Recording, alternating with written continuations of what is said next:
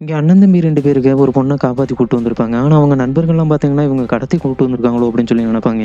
இவங்க சைக்கோ இவங்ககிட்ட இருந்து இந்த பொண்ண எப்படியாவது காப்பாத்தணும் அப்படின்னு சொல்லி அவங்க நண்பர்கள்லாம் நெனைப்பாங்க, அந்த பொண்ணோட நண்பர்கள். அந்த பொண்ணு பார்த்தீங்கன்னா, அந்த பாக்ஸுக்குள்ள படுத்து என்னைய ஒரு செல்ஃபி எடு அப்படின்னு சொல்லி சொல்லும். அத பார்த்துக்கிட்டு இவங்க அந்த பொண்ண பாரு எப்படி கொடுமைப்படுத்தி இவன் செல்ஃபி எடுக்குறான்.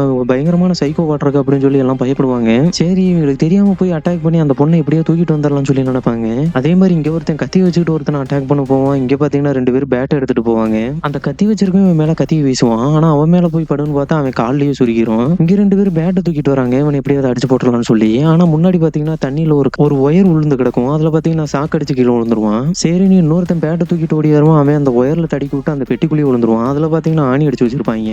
அதுல தல சொருகி இறந்து போயிருவான். அந்த கத்திய கால்ல சொருகுனோனே அந்த கால்ல இருந்து அந்த கத்திய எடுத்துட்டு மறுபடியும் குத்த போவான். ஆனா, அந்த மரக்கட்ட மிஷின்ல மாட்டி ஆளு கரி கரியா வெளிய வந்துருவான். இதெல்லாம் பார்த்து பயந்துகிட்டு இங்க ஒருத்தன் தக்காளி ஜூஸ் மாரி வந்துட்டான்டா என்ன பண்றதுன்னே தெரியல அப்படின்னு சொல்லி சொல்றான். இங்கேயும் அதே மாரி தான்டா சம்மந்தம் சம்மந்தம் இல்லாம இறக்குறாய்ங்கடா என்ன பண்றதுன்னே தெரியலன்னு இவனும் சொல்லுவான்.